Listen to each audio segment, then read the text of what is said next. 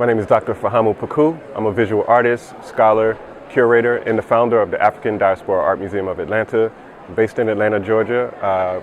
Pleased to be here at the AKAA Fair, where I'm exhibiting with Backslash Gallery, but also serving as a guest curator for the monumental installation featuring work by Cosmo White.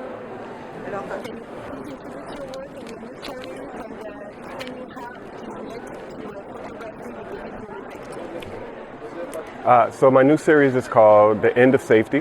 The series takes its cues from a quote by James Baldwin that talks about, in order for us to be able to move into our greatest expression of humanity, we must risk the safety of removing the layers of imposed identity from society. And so my work is rooted in a performance process where I document myself through photography, actually embodying the concepts and themes that I'm exploring and expressing in my work. And so my practice uses photos as a sort of reference, as a starting point to make the paintings from.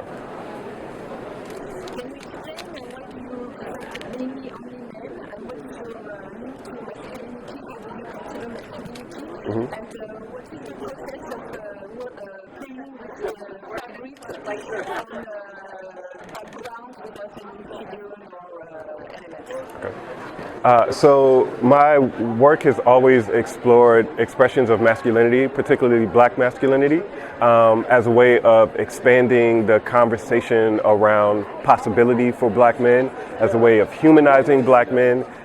Historically, images of Black men have worked to reduce or strip us of our humanity, and so through my paintings, I'm trying to challenge the way we think about, see, perform, and express versions of masculinity as Black men.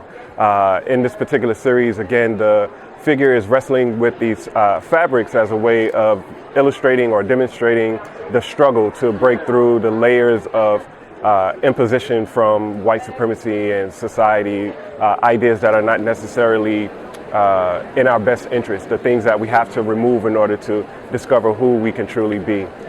In my work, I like to isolate the figure in the background to make the focus really on the body, to make the focus really on the subject, as opposed to having other kinds of things as distractions. I think, again, when it comes to Black men, we have been convinced to see Black men in a certain kind of way without actually seeing them as being human beings. And so by stripping away all of the other visual information and just having you focus on the body, you're forced to engage with this body and engage with this human being in ways that you might not have done before. Can you explain your link to visibility and invisibility, and when you were a child, did you believe in ghosts or stuff like that? Because when you see the works and the fabric, it looks like a ghost. Okay. So yes, I think that this idea of invisibility is really sort of a critical examination of Blackness, of Black identity. Our society has created ideas around Blackness and Black identity that in many ways has nothing to do with the people that are being referred to, right? And so as a result, Black people become invisible. Our humanity becomes invisible. And so in these works, again, I'm removing these layers to discover and unveil, to reveal the humanity that often goes obscured. As a child, I wouldn't say that I necessarily believed in ghosts, but I do believe in spirit, right? I do believe that spirits exist, that spirits animate and inform us. It's like the breath of the ancestors that, speaks through us, that speaks around us. And so being able to tap into that kind of energy, to that type of spiritual presence, I think is empowering for African descendant people, because it connects us to history and a memory that we may not necessarily be able to physically touch all the time, but we feel it in our blood.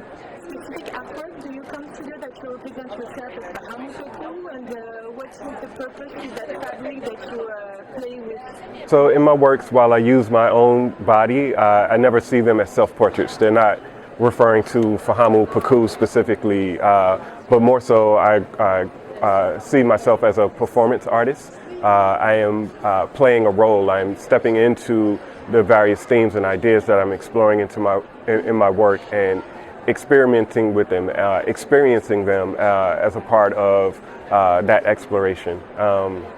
The piece behind us is called The End of Safety Revelation, and this is sort of at the moment that the light breaks, that the figure begins to emerge, that they begin to realize their power, realize their agency, and realize their being. What is the difference in between the two parts of the painting, one that is shiny and one that is totally natural? And how do you play with the transparency of the fabric on this painting? So in this series, yes, the transparency is important in the fabric because the idea is that, even though you can't fully see the person, covered, that is veiled in the fabric, that they still exist, and that these layers, oftentimes we, again, think of the ideas of society that tells us about our identity. We think of them as giving us safety, we think of them as giving us understanding, we think of them as giving us a kind of knowledge, but we realize that they're really just very thin, fragile, almost superficial. And so having the transparency in the fabric, the softness of the fabric, the stretchiness of the fabric points to the fragility of these ideas. And again, the idea that safety is not a real thing to begin with. It's something that is based on our fears, and fear is not a reality. Between painting and sculpting, do you consider that you paint a sculpted figure or do you sculpt a painted figure? I think that painting is a process that's very similar to sculpting. Sculpting is it's just sort of a reverse, right? So in sculpting, you're taking away, and painting, you're adding to. And so, when I work on a painting, while it's a two-dimensional form, I'm constantly thinking about the three-dimensional reality of the form that I'm working with. And so I'm very conscious of the way light and shadow play onto the figure. Even when I do my reference photos, I do things like I put oil on the skin to make the skin have like more highlights and more reflective surface, so that when I'm working on a painting, the painting can be more dynamic and the form feels three-dimensional. The form feels sculptural, even though it's a 2D form. You are currently living in Atlanta. Do you show exhibitions? Do you show artworks in Atlanta? Do you work with a collective? Do you attend conferences and stuff like that? Cultural attractions in Atlanta. Okay. In Atlanta, I am very much an active member of the arts community in Atlanta. I have been very privileged to share and show my work, not only in Atlanta, but all over the United States, in Europe, in Africa, in the Caribbean. And so I consider myself a part of a collective of African diaspora contemporary artists who are making work and challenging long-held thoughts and ideas about Black identity. I look forward to continuing to do that kind of work. I've worked as a professor in the universities. Again, I work as a curator, and I've also founded a museum of the African diaspora that is in Atlanta, Georgia, called Adama. After the art fair ends, are you going back to Atlanta? What are you going to do? And we noticed that you know a lot of persons, a lot of people here in the art fair. How are you connected to these people? So after a little bit of a vacation from Paris, I will be back in Atlanta and continuing to do more work. I have again worked with a number of the artists who are participating in the fair over the years in my travels, and as a result of my work. So yeah, looking forward to continuing to do more.